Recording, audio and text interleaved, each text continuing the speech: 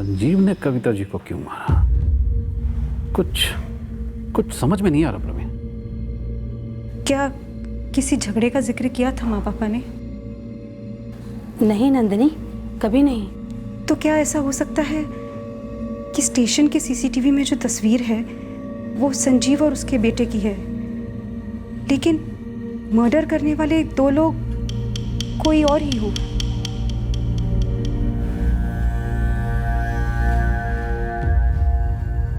हाँ, होने को तो हो सकता है, लेकिन वो समीर और आंचल को लेकर ऐसे भाग क्यों गया? यहाँ शिमला में जो herbal product manufacturing plant setup हो रहा है, मैं वहाँ प्रोजेक्ट मैनेजर हूँ। काफ़ी बड़ा प्रोजेक्ट है। मुझे लगता है 1-1.5 साल तो मुझे यहीं रहना पड़ेगा। तो मतलब काश भी लंबे टाइम के लिए चाहिए?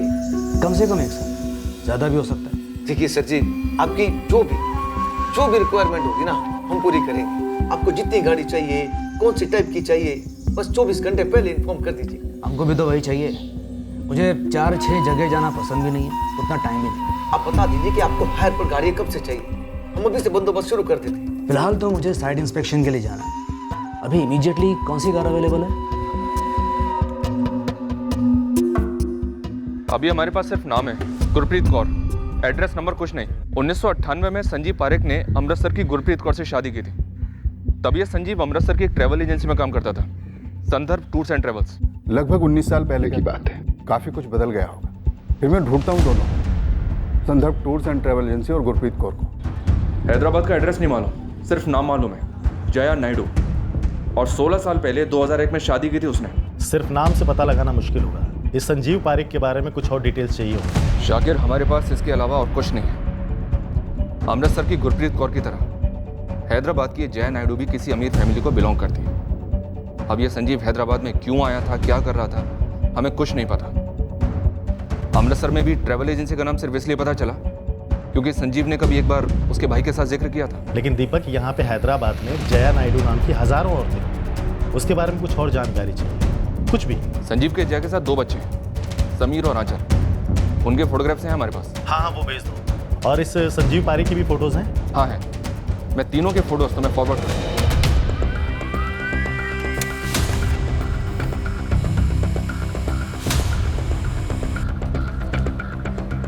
आंचल के कॉल रिकॉर्ड से हमें एक नंबर मिला 14 जुलाई को, जिसके तुरंत बाद ही आंचल गायब हुई थी। इस कॉल के जरिए हमें पता लगने वाला था कि आंचल कहाँ गायब हुई थी और उस वक्त वो, उसका भाई समीर और पिता संजीव कहाँ हो सकते थे। हेलो, असिस्टेंट सब इंस्पेक्टर आरती बात कर रही हूँ दिल्ली पुलिस से। आप कौन बोल रहे हैं? मैडम, ये पीसीओ का नंबर है, लाजपत नगर मार्केट के पास है। क्या बात है मैडम? एड्रेस? सर, पीसीओ वाले को संजीव का फोटो दिखाया, पहचान नहीं पाया, लेकिन पक्का लगता है कि संजीव ने फोन किया होगा आंचल को अपने साथ ले जाने के लिए।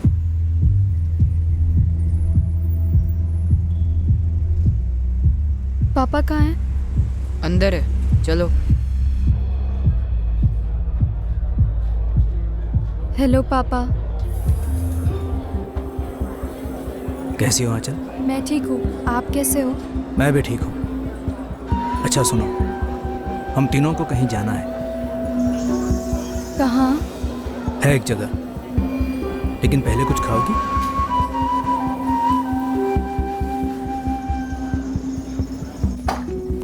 अगर संजीव ने लाजपत नगर मार्केट वाले पीसीओ से आंचल को फ़ोन किया था तो आंचल वहाँ गई होगी और संजीव और समीर शायद वहाँ उसका पहले से इंतजार कर रहे हो। हाँ, ऐसा हुआ हो सकता है सर। तो हमें उस जगह को खंगालना चाहिए जहाँ पे वो तीनों मिले और जहाँ के लिए निकले।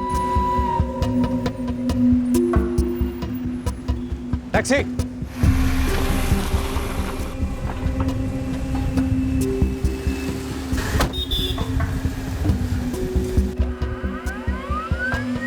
एक पूरे दिन की तलाश के बाद एक मॉल के सीसीटीवी में संजीव, समीर और आंचल को टैक्सी लेते वक्त देखा गया। नंबर दिख रहा है गुरु।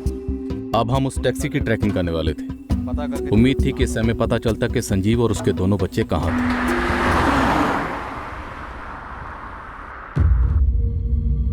पापा, अब हम कहाँ जाएंगे? देखते हैं, कई जगह है जाने के लिए। पर पापा, दादी बहुत टेंशन में आ जाएंगी। लेकिन हमें उनको बताना नहीं है कि हम कहाँ पर हैं। राइट आंचल? दीदी, हम कोई सुराग नहीं छोड़ सकते।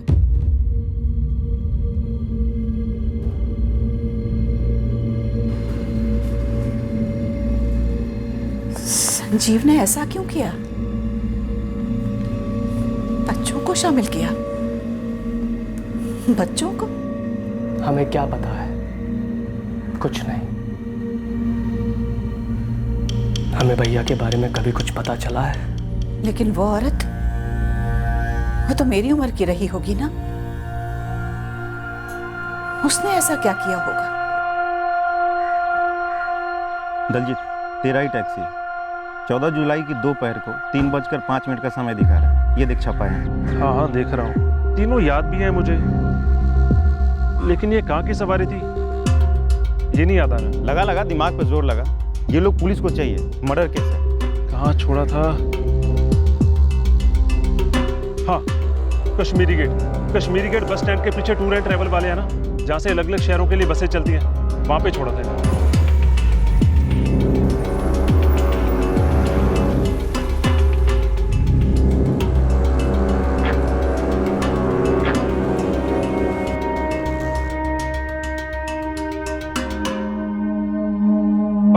इन तीनों को मैंने वहीं छोड़ा था और ये तीनों सीधा एक दुकान के अंदर चले गए थे। भाई दलजीत, मुझे वहां लेकर चल अभी। चल चल जल्दी चल। ये संजीव पारेख, ये आंचल पारेख और ये समीर पारेख। संजीव, आंचल और समीर पारेख। संजीव, आंचल, संजीव पारेख मिल गई। ये मिल। कहाँ की बुकिंग है? शिमला की बस ली है। ये रात की 8:45 की बस थी। टिकट कैंसिल नहीं हुआ तो बैठ गया हूँ। लुका छिपी शुरू होने से पहले ही धरना इन तीनों को। आरती, एक टीम लेकर अभी शिमला के लिए निकलो। जी। अपनी एक लोकल टीम है वहाँ। अगर ये संजीव पारेख होटल में ना हो और वहीं किसी के घर में ठहरा हो तो कोई तो जानता होगा। तुरंत अपने लड़कों को फोन करो। सर, गुरप्रीत को अभी तक ट्रैक नहीं कर, पर ये जया नायडू ट्रैक हो गई है हैदराबाद में, समीर और आंचल की मां। हमारी एक टीम शिमला की ओर बढ़ रही थी संजीव और उसके बच्चों को ट्रेस करने के लिए, और दूसरी टीम हैदराबाद के लिए रवाना हुई जया नायडू से मिलने के लिए, जो संजीव पारेख से 13 साल पहले अलग हुई थी, पर उस पर कोई ना कोई रोशनी जरूर डाल सकती थी। जया जी, क्या संजीव के साथ अब भी टच में है? मैंने बता चुकी हूँ सर कि उस इंसान से बरसों से मेरा कोई वास्ता नहीं है। घिन आती है मुझे ये सोच के कि कभी वो गलीज इंसान मेरा पति था। बच्चे कभी आपके टच में रहे? समीर या आंचल? नहीं सर, बल्कि इन्होंने जब मुझे उनकी फोटो दिखाई मैं तो उन्हें पहचान तक नहीं पाई। लेकिन वो कमीना वही है। संजीव ने एक बूढ़ी औरत कविता आचार्य का कत्ल कर दिया। मैंने इनको बताया इस बारे में, लेकिन इनका कहना है कि ये किसी कविता आचार्य को जानती ही नहीं है, यहाँ तक कि इन्होंने कभी उनका नाम भी नहीं सुना। लेकिन सर, वो कत्ल संजीव कर सकता है। जब उससे मेरी शादी हुई थी तो मैंने उसका असली चेहरा नहीं देखा था, लेकिन शादी होने के बाद वो जानवर बन गया था, रोज पीटता था मुझे। आज भी सोचती हूँ तो रोंगटे खड़े हो जाते हैं। आप उसके साथ दिल्ली आ गई थी? जी, मैंने अपने पहले पति को संजीव के लिए छोड़ा था, क्योंकि मैं संजीव से बहुत प्यार करती थी। मुझे लगता था कि संजीव भी मुझसे प्यार करता है और उसके साथ मुझे एक बेहतर जिंदगी मिल सकती है। मेरे अम्मा अब्बा मेरे इस फैसले के सख्त खिलाफ थे, पर फिर भी मैंने उन्हें छोड़कर संजीव के साथ शादी कर ली। अम्मा अब्बा ने इसलिए मुझसे सारे नाते तोड़ दिए। जब मेरी बेटी आंचल पैदा हुई तब हम दिल्ली में थे। संजीव वहाँ कुर्शी टूर्स एंड ट्रैवल्स में जॉब करता था। फिर वो मस्कट चला गया क्योंकि उसकी वहीं किसी ट्रैवल लाइन में ही जॉब लग गई थी। बीच बीच में आता था। फिर समीर पैदा हुआ। समीर के पैदा होने के बाद वो हमसे एक बार भी मिलने नहीं आया, बल्कि उसने तो हमें पैसे भी भेजने बंद कर दिए थे। अब आप ही बताइए, मैं 2 बच्चों की अकेले देखभाल कैसे करती? इसलिए मैंने अपने अम्मा अप्पा से माफ़ी मांगी और समीर और आंचल को लेकर हैदराबाद चली आई, यहाँ अपने अम्मा अप्पा के पास। पर बच्चे तो संजीव के पास हैं। यही तो दुखती रह गया सर। मैं बच्चों को हैदराबाद लेकर ज़रूर आई थी, लेकिन संजीव ने यहाँ आकर मुझे धमकाया और छीन ले गया मेरे बच्चों को।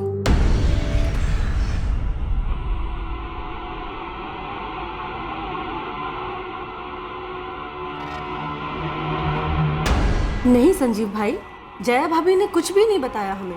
फोन भी 2 हफ्तों से बंद है। घर भी 2 हफ्तों से लॉक है, समझ लीजिए। बल्कि हमने तो सोचा भाभी आपके पास गई है बच्चों को लेके फॉरेन में।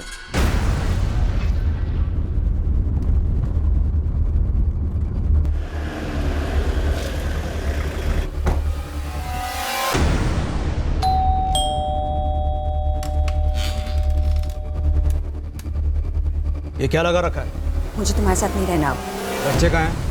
बच्चे भी यहीं रहेंगे मेरे साथ। तू भाड़ में जा, मेरे बच्चे मेरे साथ रहेंगे। मेरे बच्चों को तुम्हारे जैसी बाप की जरूरत नहीं है, जो ना उनकी देखभाल कर सकता और ना ही प्यार। अंदर जा, कागज पेंसिल लेकर आ और उन सारी चीजों की लिस्ट बना जो तूने मेरे घर से चुराई है। 8 लाख के गहने का तो मुझे पता है, ये लिस्ट मुझे पुलिस को देनी है। पर मैंने कुछ नहीं चुराया तुम्हारे घर से। ये इंस्पेक्टर को बोलना, इंस्पेक्टर शरद दोस्त है मेरा, उसने तेरे खिलाफ लुकआउट नोटिस निकाली है। हाँ शरद, मिल गई, पता भेजता हूँ, अभी आके गिरफ्तार कर ले। संजीव ने मेरे अम्मा अप्पा को भी बहुत धमकाया कि वो मुझे जेल भेज देगा।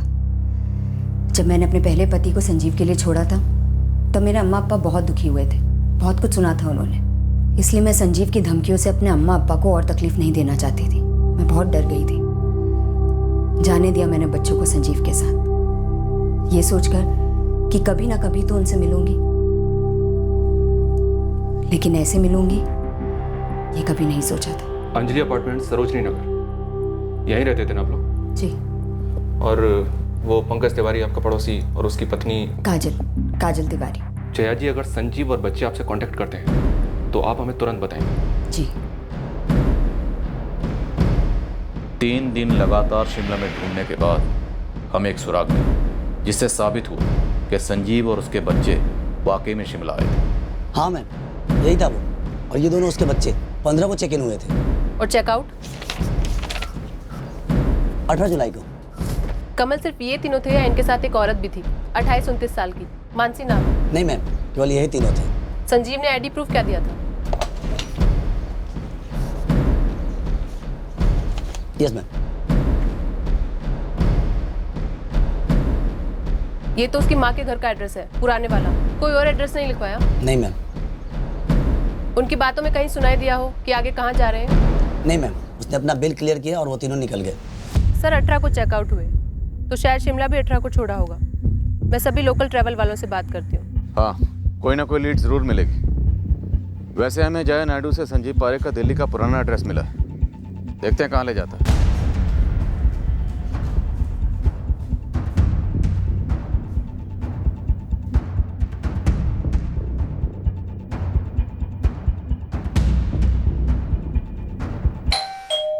हाँ, पेपर में पढ़ा, हिल गए हम तो।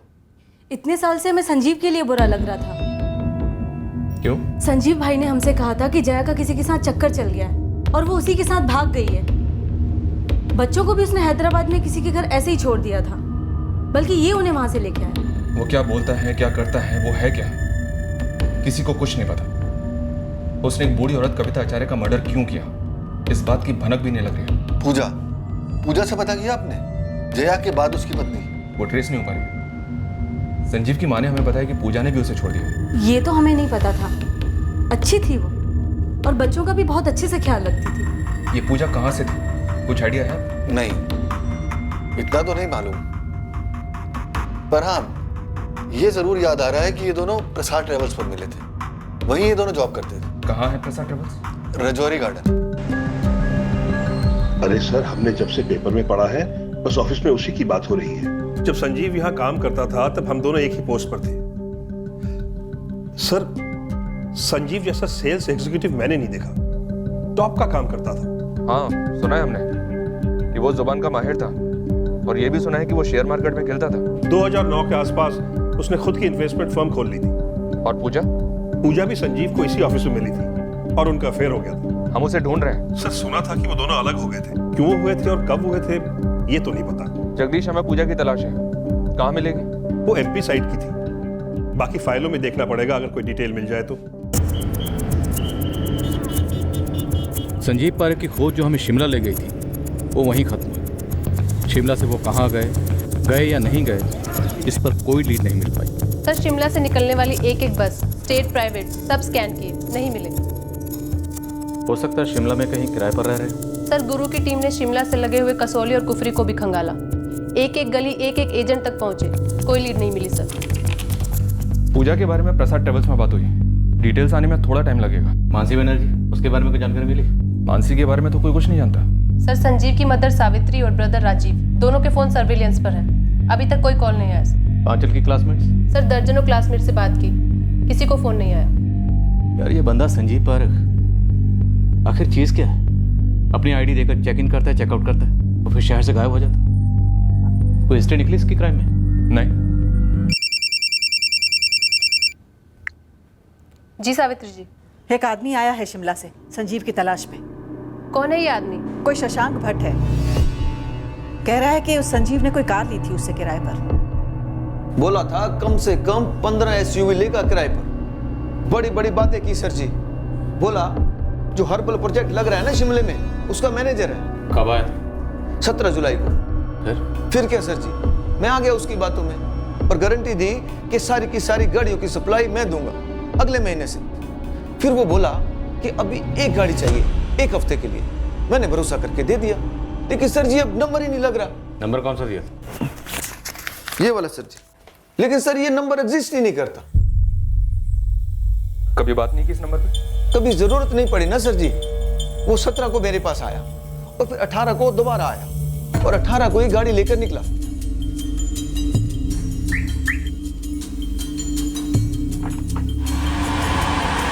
मैं अपने सभी कस्टमर से उनके ड्राइविंग लाइसेंस की कॉपी लेता हूँ। वो थी मेरे पास, वहीं से यहाँ तक पहुंचा। कोई एडवांस वगैरह नहीं दिया? 15 एसयूवी लेने की बात कर रहा था सर जी। उस चक्कर में मैंने इस कार के बारे में बोला ही नहीं, पूछा ही नहीं कुछ और चुरा के ले गया साला मेरी गाड़ी। चुराई गाड़ी की फोटो है, कागजात है? हाँ फोटो है, कागजात के डुप्लीकेट है।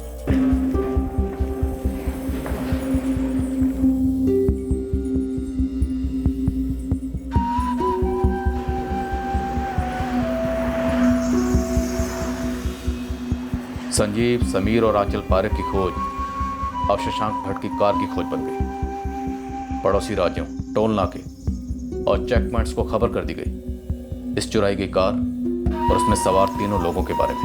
हम अभी तक संजीव की कार को ट्रेस नहीं कर पाए और ना ही ये पता लगा पाए कि संजीव अपने बच्चों को लेकर किस तरफ गया। मतलब आपको कोई अंदाजा नहीं है कि संजीव ने हमारी माँ को क्यों मार डाला? जी नहीं, क्योंकि सिर्फ संजीव जानता है और अगर कोई और जानता है तो वो हमें बता नहीं रहा। मुझे तो ये बात अजीब लग रही है कि माँ के मुंह से इस संजीव का नाम कभी सुना ही नहीं मैंने। कैसा आदमी होगा ये? संजीव के बारे में हमें थोड़ी बहुत जानकारी मिली है। उसकी दूसरी बीवी जया से, उसके मुताबिक संजीव बेरहम इंसान है। संजीव की तीसरी बीवी पूजा, जिसने संजीव को छोड़ा, पता चला है कि वो भोपाल में है। हमारी एक टीम भोपाल गई है। हमें पूजा का भोपाल का एड्रेस प्रसाद ट्रेवल से मिला था, जहाँ पूजा और संजीव एक साथ काम करते थे। हमारी टीम ने भोपाल में पूजा को खोज लिया। आंचल और समीर को भी घसीट लिया? वो अभी पता नहीं, दोनों उसके साथ हैं। पूजा तुम कविता आचार्य को अच्छे से जानती थी। संजीव ने उन्हें क्यों मारा? कविता आचार्य या फिर उनके हस्बैंड मुकेश आचार्य के साथ संजीव का कभी कोई झगड़ा हुआ था? जब तक हम लक्ष्मी नगर में रहते थे, कविता जी और मुकेश जी के साथ कभी कोई झगड़ा वगड़ा नहीं हुआ। हम सब तो बड़े प्यार से घुल मिल कर रहते थे। तुमने संजीव को 2014 में छोड़ा? हाँ, उसके बाद ना मेरी उससे या ना बच्चों से कभी कोई बात हुई। उसने बच्चों को भी मेरे खिलाफ भड़काया होगा। तीनों आखिरी बार शिमला में दिखे थे। कहाँ जा सकते हैं वो लोग? वो हैदराबाद जया के पास कभी नहीं जाएगा, भोपाल मेरे पास भी नहीं आएगा। संजीव ने मुझे बोला था कि जया ने उसे और बच्चों को छोड़ दिया। मुझे तो अब पता चला कि संजीव ने जया को धमकी देकर आंचल और समीर को अपने साथ ले आया। वैसे जहां तक मैं जानती हूँ, एक लास्ट मानसी बैनर्जी थी उसकी लाइफ में। लक्ष्मी नगर वाले घर के पड़ोसियों में कोई मानसी को जानता हो? जी नहीं, ये हमारे पटेल नगर शिफ्ट होने के बाद की बात है। देखिए, संजीव एक नंबर का फ्रॉड आदमी है। झांसा देकर लड़कियों को पटाता है और जब मतलब निकले तब अपने असली रंग दिखाता है। झूठ तो पानी की तरह बहता है उसके मुंह से। जब हम लक्ष्मी नगर से पटेल नगर आए तब उसकी इन्वेस्टमेंट कंपनी का डामाडोल था।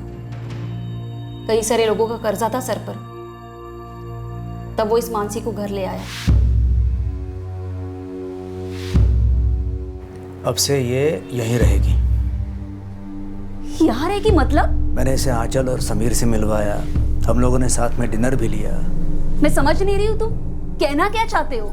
मैं मानसी से प्यार करता हूँ और वो भी मुझसे प्यार करती है।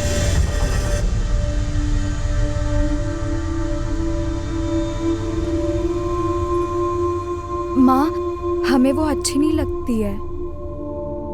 माँ, आप उसे यहाँ से जाने के लिए कहो ना। और वो यहाँ रहने की सोच भी कैसे सकती है? ये तुम्हारे पापा को सोचना है क्या करना है और क्या नहीं। तो आप ही पापा को बोलो ना।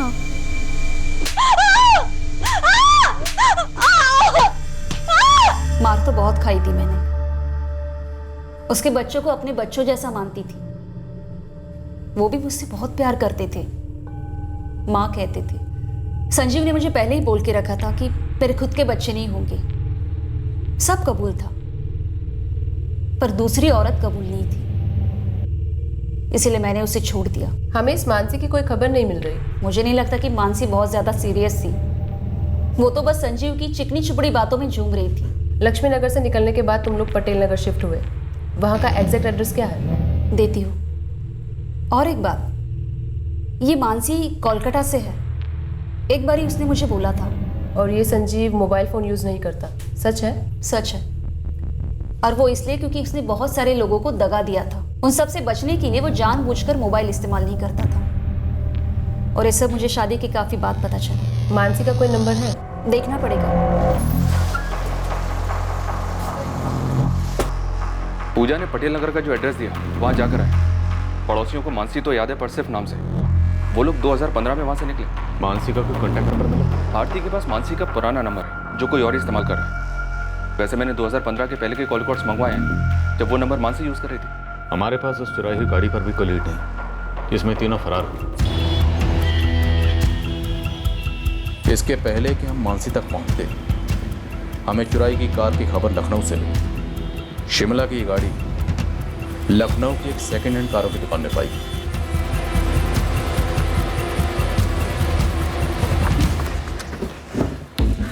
हाँ सर, गाड़ी के कागजात शशांक भट्ट के नाम पर ही हैं। इन पेपर्स के अगेंस्ट में तुमने लोन दिया था उसको? हाँ सर, मतलब मैंने गाड़ी खरीदी नहीं है। उसने गिरवी रखी थी 1 महीने के लिए और कहा था कि 1 महीने के लिए मैं गाड़ी किसी को भी किराए पे दे सकता हूँ। जब वो लोन सूद समेत लौटा देगा, गाड़ी ले जाएगा। शशांक मेरा दोस्त, ये गाड़ी मैंने उसी से खरीदी। अभी नाम ट्रांसफर नहीं हुआ, इसलिए सारे पेपर्स उसी के नाम पर है, लेकिन गाड़ी मेरी। हाँ, 1 महीने में लोन चुका दूंगा, सूद समेत। और अगर 1 महीने बाद तुमने पैसा सूद समेत नहीं लौटाया संजीव, तो मैं गाड़ी बेच दूंगा। उसकी नौबत नहीं आएगी। मैं अपनी गाड़ी बिकने नहीं दूंगा। हाँ, अभी जरा डाउन चल रहा है, इसलिए गिरवी रख रहा हूँ। 1 लाख का लोन, 10,000 का ब्याज, महीने में चुका दूंगा। लोन के लिए थैंक्स। चलो बेटा।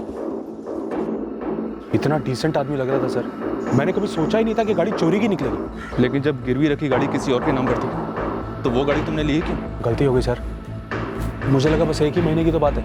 ये लखनऊ में कहाँ रह रहा था? उसने एड्रेस तो दिया था सर, लेकिन वो जाली निकला। एक नंबर भी दिया था, लेकिन वो भी जाली निकला। और तुमने महीने भर इस नंबर पे कभी कॉल ही नहीं किया? अब हमारी खोज लखनऊ में शुरू हुई।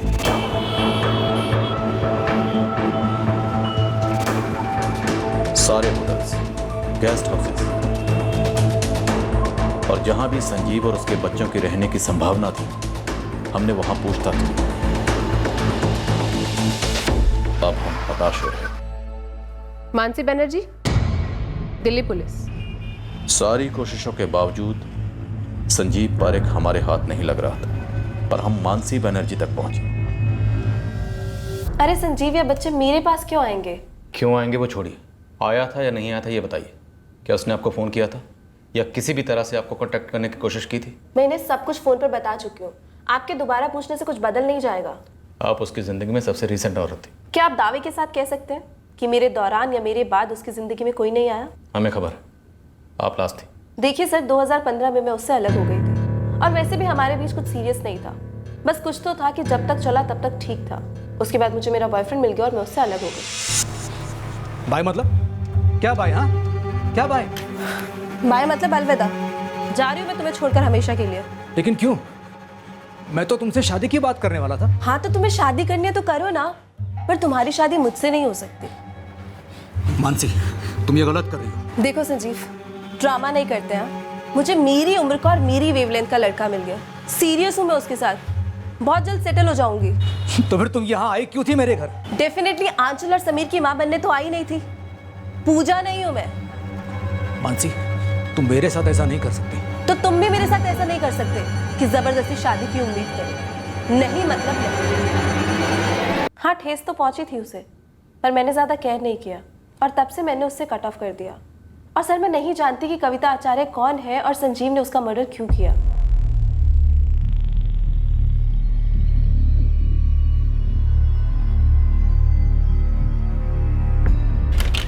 नेट पे अपलोड कर दो। सारे स्टेट्स के सभी शहरों के हर कोने में लुकआउट की खबर फैलनी चाहिए। सर, कविता आचार्य के परिवार वाले बार बार पूछने आ रहे थे कि उनकी मां का कातिल अब तक पकड़ा क्यों नहीं गया और कत्ल किस लिए हुआ, और हमारे पास उनके सवालों का कोई जवाब नहीं था। कमाल कर रहे हैं आप सर। एक तरफ आचार्य परिवार कविता जी को खोने का खालीपन महसूस कर रहा था और दूसरी तरफ था कत्ल का कारण ना जानने का आक्रोश। ये खालीपन और आक्रोश आरोपी के परिवार में भी झलक रहा था। एक बूढ़ी औरत अपने पोते की सुरक्षा को लेकर परेशान थी। वो ये समझ ही नहीं पा रही थी कि उसके बेटे ने कत्ल जैसा संगीन जुर्म क्यों किया और अपने बच्चों को उस जुर्म में शामिल क्यों किया।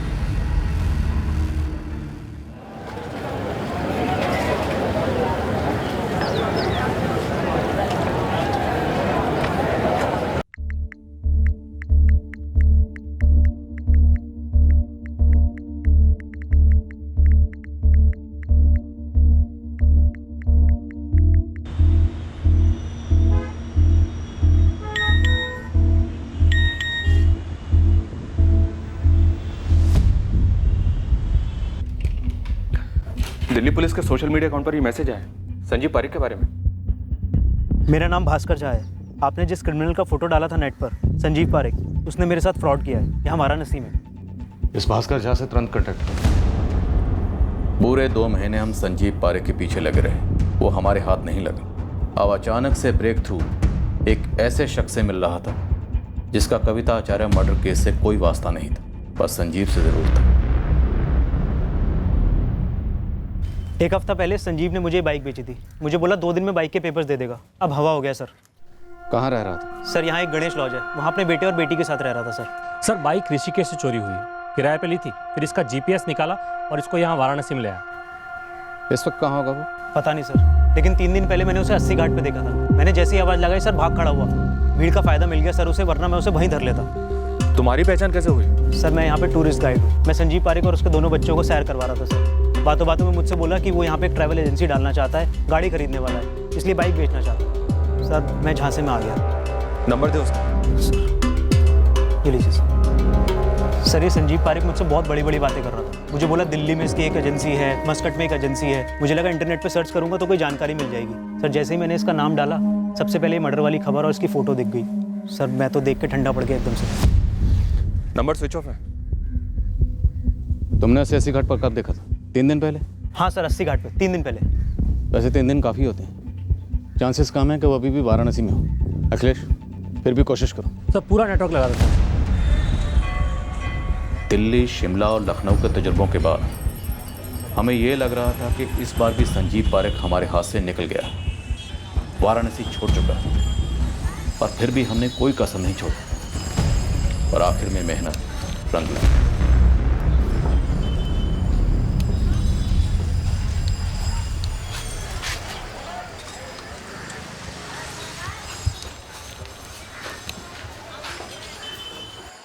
अरे सुन,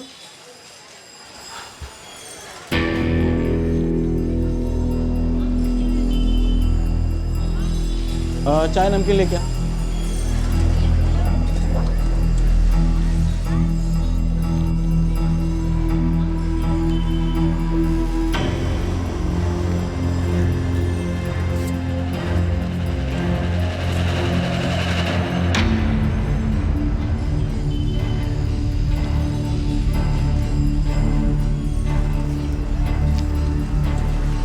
हेलो,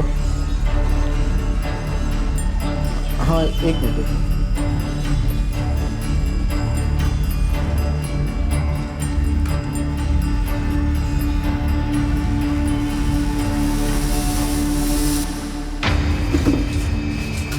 साहब, मैं फ़ोन करने बाहर गया, भाई गायब। ये लड़का यहीं बैठा रहा। समीर। हाँ, तुम्हारे पापा संजीव परे कहाँ हैं? वो 15 मिनट में आएंगे। ये ले, बिल चुका देना और यहीं रुकना। मैं 15 मिनट में आता हूँ।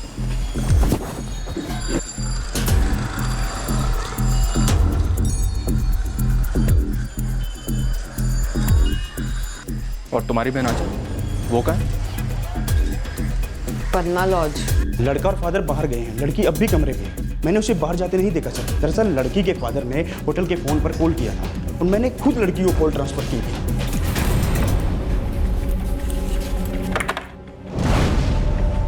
वो रही सर।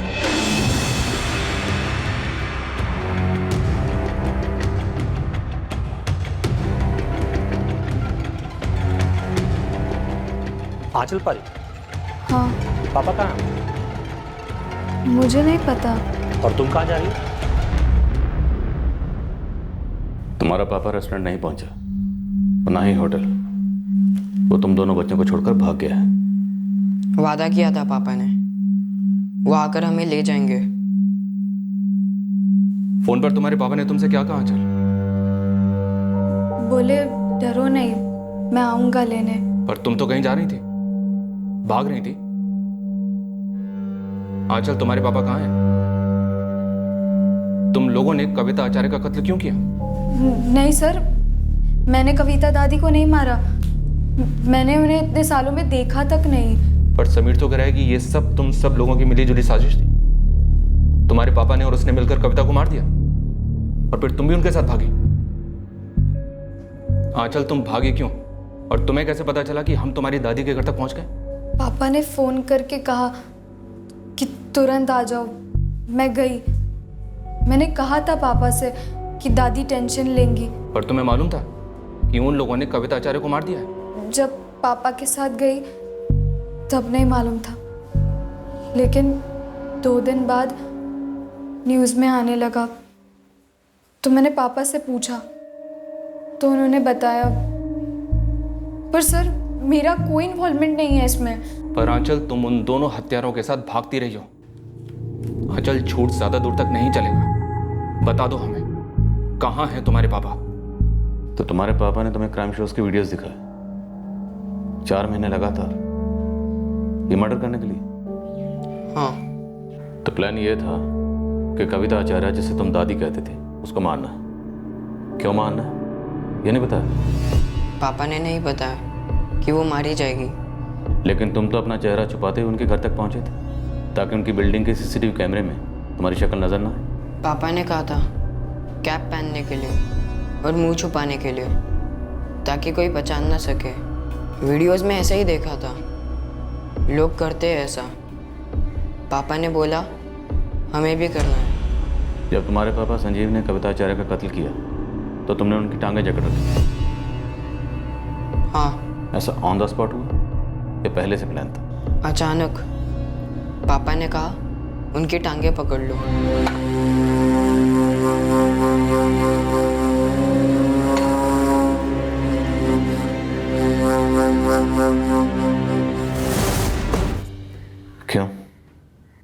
क्यों मार डाला? मुझे नहीं पता। पापा और कविता दादी के बीच में कुछ बातचीत हुई थी। किस बारे में? पैसा। संजीव, इतनी दूर आए हो तो चाय पी के जाना, लेकिन इस विषय पर अब चर्चा नहीं। मेरा सर फटा जा रहा है तुम्हारे इन बातों से। ऐसी कौन सी बात कह दी मैंने? अपने पैसे तो मांग रहा हूँ। लो चाय पी लो। देखो संजू, मेरा दिमाग और मत खाओ। 3 साल पहले जब मैंने आपको फोन किया था, आपने कहा था 1 लाख रुपए धीरे धीरे करके चुका दूंगी, हर महीने किस्तें दूंगी।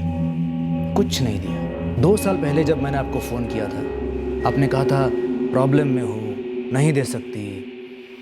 अब मैं प्रॉब्लम में हूँ, मुझे मेरे पैसे चाहिए अभी। मेरे पति मुकेश और तुम कैरम खेला करते थे, लेकिन तुम दोनों के बीच ये पैसों की लेन देन कब हो गई मुझे नहीं पता, भगवान जानता है। नगद लिए थे मुझसे और कहा था लक्ष्मी नगर का घर बेचकर द्वारका में फ्लैट लूंगा, तब पैसे होंगे हाथ में दे दूंगा। कुछ नहीं दिया। अब वो नहीं रहे तो तुम्हारी जो मर्जी है वो तुम बोलोगे। जाने से पहले उन्होंने मुझे तो नहीं बताया था तुम्हारे इस लोन के बारे में। तो फिर मैं 1 लाख क्यों बोलता, 10 लाख बोलता ना। संजीव, तुम्हें जो बोलना है बोलो, जो सोचना है सोचो, मुझे फर्क नहीं पड़ता। लेकिन एक बात ध्यान से सुनो, मैं यहाँ अकेली रहती हूँ, इनके पेंशन पे मेरा गुजारा होता है। तुम्हें देने के लिए मेरे पास एक फुट्टी कौड़ी तक नहीं। मुझे मालूम था पैसे वापस करने का आपका इरादा ही नहीं। तो फिर पूछते क्यों हो? मत पूछा करो। लेकिन ये प्लान तो 4 महीने पहले से चल रहा था कि कविता आचार्य को मारना है। मुझे नहीं पता। जब संजीव तुम्हें तुम्हारी दादी से अलग लेकर चला गया था तो तुम लोग कहाँ रह रहे थे? पंचकुला। वहाँ पर पापा का एक घर है और वो वहाँ जॉब कर रहे थे। तो तुम लोग पंचकुला से दिल्ली आए थे द्वारका 10 जुलाई को? हाँ सर, संजीव भैया ने बच्चे का ब्रेन वॉश कर दिया होगा। एक बार संजीव पारेख हाथ लग जाए तो फिर पूछते हैं उससे। आंचल, तुम और तुम्हारा भाई समीर अभी बहुत छोटे हो और तुम्हारे पापा तुम दोनों को छोड़कर भाग गए और तुम्हारा भाई समीर वो फंस गया क्योंकि कविता आचार्य की बिल्डिंग के सीसीटीवी में वो साफ नजर आ रहा है और उसने अपना जुर्म कबूल किया। बोलो, तुम्हारे पापा कहाँ? उन्होंने वाराणसी रेलवे स्टेशन पर मिलने को कहा। कहाँ जाने वाले थे? मुझे नहीं पता, बोले कि बैग वैग सब रूम पर ही छोड़ दो और रिक्शा लेके स्टेशन पर पहुंचो। तुम्हारे पापा ने तुम्हें बताया था कि तुम्हारा भाई पकड़ा जाए? उन्होंने कहा समीर की फिक्र मत करो, उसे कुछ नहीं होगा, हम बाद में उसे भी साथ में ले लेंगे। पर ऐसा तो हुआ नहीं। तुम्हारा भाई समीर तो पकड़ा गया और तुम भी पकड़ गई, है ना? इसलिए बोलो, तुम्हारे पापा कहाँ हैं? उन्होंने बस इतना ही कहा कि ट्रेन की टिकट खरीद ली है हम दोनों के लिए, रात की ट्रेन है। अमृतसर से चलकर मुगल सराय, पटना, आसनसोल के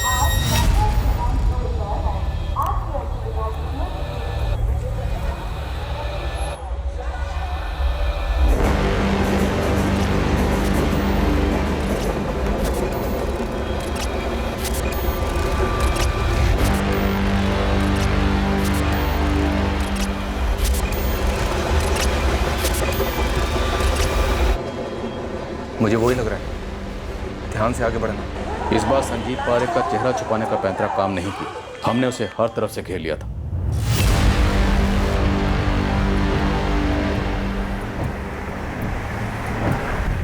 समीर ने सब कुछ तो बता दिया सर, अब मैं और क्या बोलूं? हमें उसकी बताई कहानी पर यकीन नहीं है। तो आप अपनी कहानी बना लो इस पर आपको यकीन हो। देखिए सर, मोटा मोटा ऐसा है, मुकेश जी ने मुझसे लोन लिया था 1 लाख रुपए। वो चुकाने के पहले ही वो गुजर गए। मुझे पैसों की ज़रूरत थी। मैंने उनकी पत्नी कविता जी से पैसे मांगे। उस वक्त समीर, मेरा बेटा, मेरे साथ था। कविता जी ने साफ मना कर दिया। मेरा दिमाग खराब हो गया सर। मुझे मालूम था आप मेरी बेटी आंचल से पूछताछ करोगे। मैंने आंचल को अपने पास बुला लिया। मैं आंचल और समीर को लेकर यहाँ वहाँ भटकता रहा। आप लोग पीछा करते रहे। फाइनली आप जीत गए, मैं हार गया। तुमने अपने बेटे समीर को स्कूल से निकाला, पंचकुला में उसे बिठाकर 4 महीने क्राइम वीडियोस दिखाए। तुम वहाँ सिर्फ पैसों के लिए नहीं गए, तुम वहाँ गए थे मर्डर करने। तब ये बताओ कि मर्डर का असली मकसद क्या था? वहाँ जाने का एक ही मकसद था और वो था 1 लाख रुपए जो मुझे उनके कंगन गिरवी रखकर मिले। वहाँ पास ही में एक आदमी था जिसके पास वो गिरवी रखे। 1.25 लाख मिले, हिसाब चुकता। संजीव पारेख, तुमने चेहरा ढका, साथ में छुरा लेकर गए, अपने बेटे को साथ लेकर गए। तुम वहां सिर्फ पैसों के लिए नहीं गए थे। बोलो, इस सब के पीछे की असली कहानी क्या है? मैंने कहा ना सर, अपनी कहानी बना लो, उसे असली नकली चाहे जो नाम दो। संजीव पारेख से इस कत्ल के पीछे का मकसद निकलवाना आसान नहीं था, पर मकसद तो था। एक बड़ा मकसद जिसने सबको चौंका दिया। हमने कविता आचार्य के कंगन उस दुकान से बरामद किए जहां संजीव पारेख ने उन्हें गिरवी रखा था। समीर पारेख नाबालिग होने की वजह से जुवेनाइल होम भेजा गया। आंचल पारेख को एक गर्ल्स ऑब्जर्वेशन होम भेजा गया काउंसलिंग के लिए। उसके बाद उसे छोड़ दिया गया। उसका इस कत्ल से कोई ताल्लुक नहीं था। वो बस अपने पिता और भाई के साथ भागी थी। संजीव बार बार उससे 1 लाख की बात करता रहा जो आपके पिता ने उससे लोन लिया था। तो हमसे बात करता, हमसे मांग लेता। माँ को मारने की क्या जरूरत थी? इतनी सी बात होती तो माँ हमें बताती। नहीं, वो आदमी जरूर झूठ बोल रहा है सर। कुछ हद तक झूठ बोल तो रहा। कुछ हद तक का क्या मतलब है सर? सच क्या है और झूठ क्या है? मेरी माँ को उसने क्यों मार डाला? उसने ऐसा कहा? जी, उसने कबूल किया। हमें पहले से शक था कि बात कुछ और है, वरना वो अपने बेटे को अपने साथ क्यों ले जाता? उसे क्राइम वीडियोस दिखाकर क्राइम करना क्यों सिखाता? वो भी लगातार 4 महीने। वो समीर को फंसाना चाहते थे, लेकिन क्यों? पागल हो गए हैं क्या वो? तो संजीव पारेख, आप सच बोलोगे या थोड़ी और पिटाई करें? मुझे मालूम था सर, वो वैसे नहीं लौटाएगी। बुढ़िया का इरादा ही नहीं था पहले से। तेरा इरादा क्या था? क्या मकसद था? असली मकसद एक ही था, मर्डर, जिसके लिए मैंने समीर, मेरे बेटे को ट्रेन किया और अपने साथ ले गया। तूने एक बच्चे को जुर्म में शामिल किया, अपने खुद के बेटे को। क्यों? क्यों?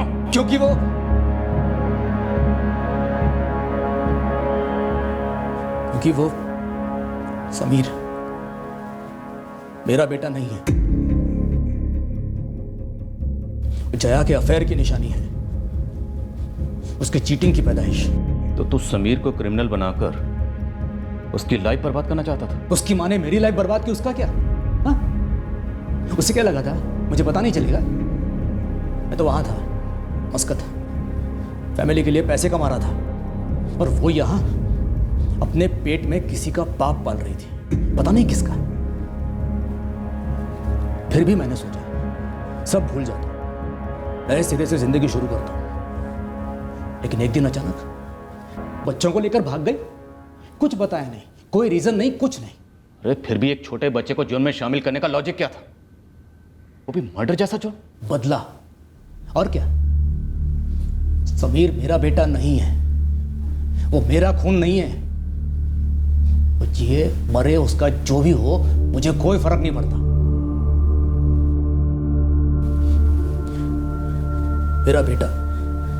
मेरा बेटा नहीं है, वो निशानी है, मेरे साथ हुए धोखे की निशानी।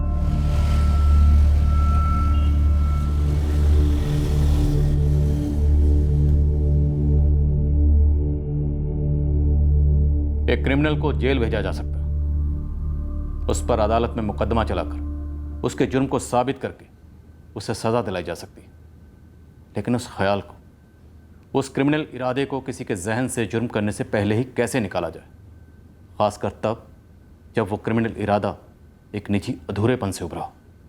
एक गहरी रंजिश एक घाव से निकलती है जो वक्त के साथ एक बड़ी गलती का रूप ले लेती है।